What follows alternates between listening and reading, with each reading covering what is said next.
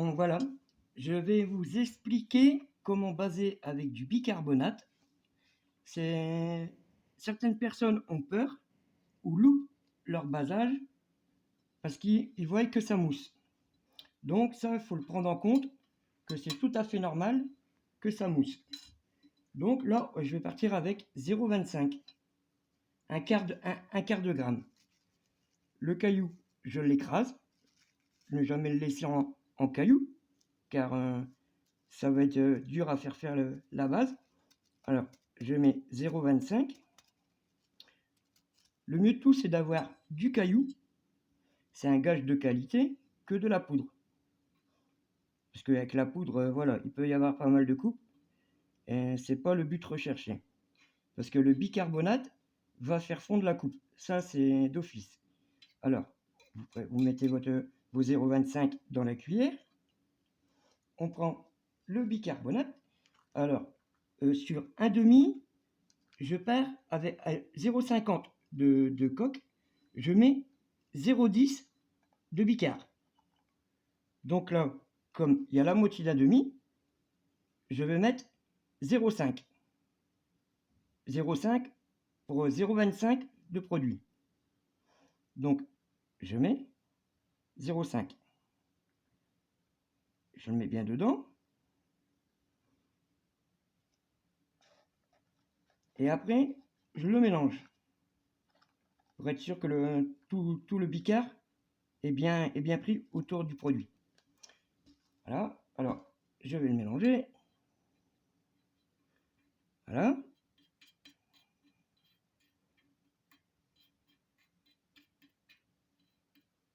Et là, je vais ajouter de l'eau. Mais surtout, de l'eau, il ne faut pas en mettre des litres, je dirais. Je prends une petite cuillère à café. Ça, c'est un bout de plastique, je l'enlève. Je prends une petite cuillère à café. Et surtout, ne pas noyer le produit. Donc, y aller progressivement, petite goutte par petite goutte.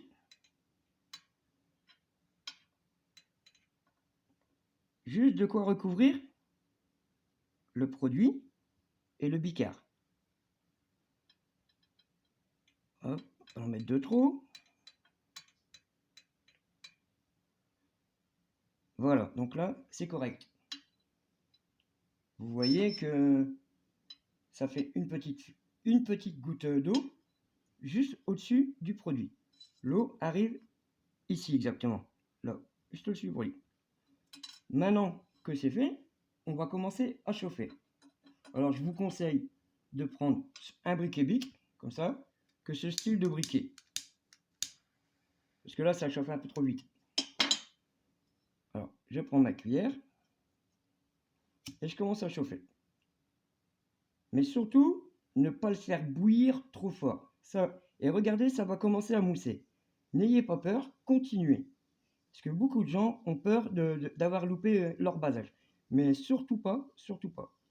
Continuez progressivement, sans trop coller la flamme sur la cuillère. Et vous allez voir que la mousse va disparaître. Et là, vous allez avoir votre produit qui va être voyant dans la goutte d'eau. La mousse disparaît. Voilà. Et on va avoir la goutte d'huile qui va apparaître à l'intérieur. Ça va redevenir transparent. Voilà. Je pense que vous voyez la goutte d'huile qui apparaît au milieu. Voilà. Une fois que ceci est fait, si vous chauffez trop, le problème qui va arriver, c'est que ça va faire un dépôt blanc ici. Mais ça, c'est pas trop grave, c'est le bicarb, ça. Ça, c'est la projection de bicarbonate. Donc, vous avez votre caillou au milieu, avec une pointe, un cure-dent ou une lame. Vous rapprochez bien les bords, comme ceci. Voilà. Et en travaillant un petit peu l'eau, comme ça, avec la goutte d'huile au milieu, vous allez voir que tout se rapproche et ça fait une goutte en fait. La goutte d'huile est là. Voilà, ça, c'est votre produit. Il y en a même sur la lame. On va le laisser sécher un peu. Moi, je dis tout le temps, il faut la laisser reposer 2 minutes, facilement. Et vous allez voir que la goutte va commencer à se figer. Vous voyez, il y en a sur la lame. Donc, on ne jette rien, bien sûr. Au prix que ça coûte, vous savez. Regardez, voilà. Après, on la travaille un peu avec de l'air. À l'air, vous récupérez votre morceau. Voilà.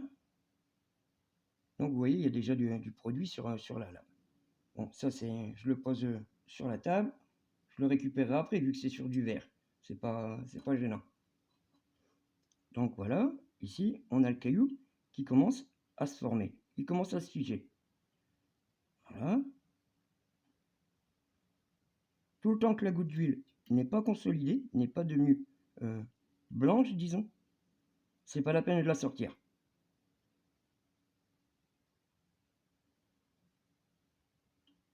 Et c'est préférable un basage au bicart qu'à l'ammoniac.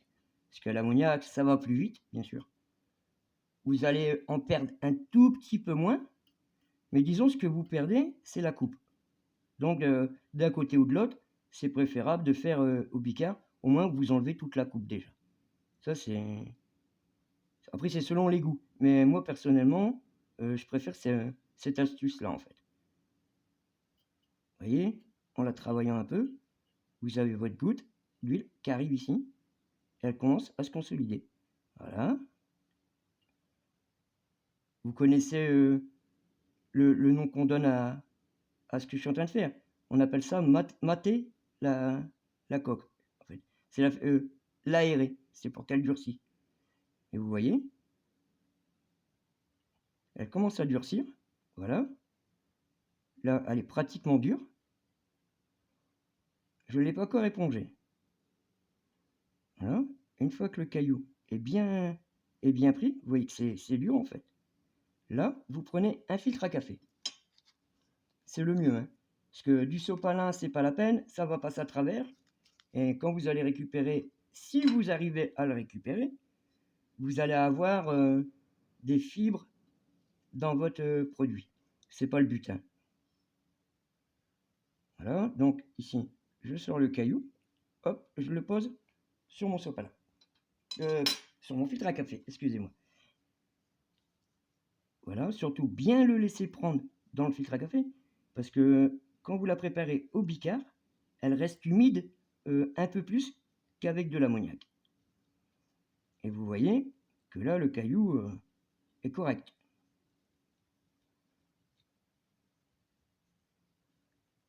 Donc voilà, le caillou commence à être sec. De toute façon, moi, il y a une chose que je fais tout le temps, pour être sûr que c'est sec. Je prends le caillou et je le laisse tomber, puis j'écoute le bruit. Voilà, ça fait bien le bruit d'un caillou qui tombe.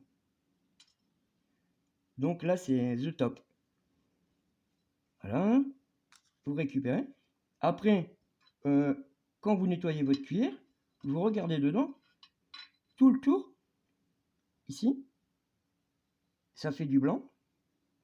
En fait, ça, c'est du bicart.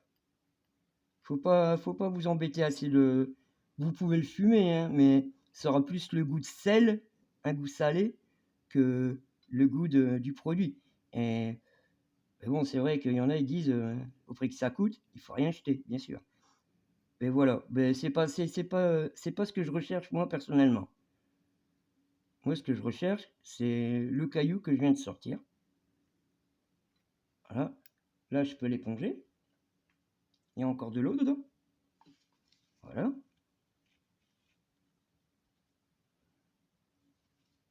Et là, pareil, je peux le remettre sur le filtre. Voilà. Mais vous voyez bien que c'est un peu mou. C'est pas tout à fait dur. Alors, hop, on va le mettre sur le filtre. Voilà. Bon, vous récupérez une petite miette. Voilà. Et de toute façon, vous allez voir si c'est du produit ou du bicart. Si c'est du bicart, ça va s'écraser comme de la pâte. Ça sera pas, vous n'arriverez pas à lui faire avoir une consistance solide. Vous voyez, ça c'est un petit peu de produit, ouais. C'est ce qui restait dans la cuillère. Alors là, vous nettoyez bien. Vous récupérez tout, bien sûr.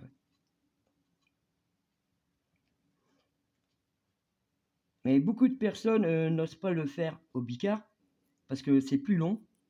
C'est plus long à préparer. Il faut vraiment avoir le temps, être bien posé, pas être oppressé par les autres par d'autres personnes. Voilà, il faut être vraiment tranquille.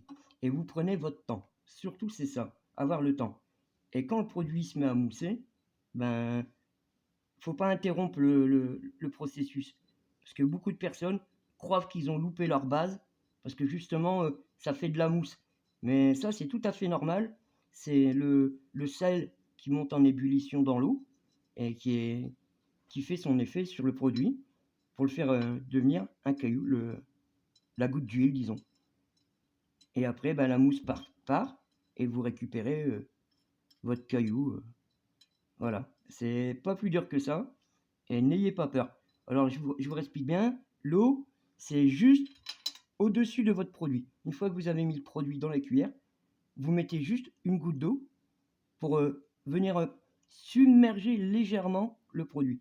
Il ne faut pas remplir la cuillère d'eau, hein, car là, vous allez louper. Ça, le processus de basage ne va pas se faire correctement. Là, vous avez vu que c'est impeccable. Et après, ben, il n'y a plus qu'à déguster. Allez, salut!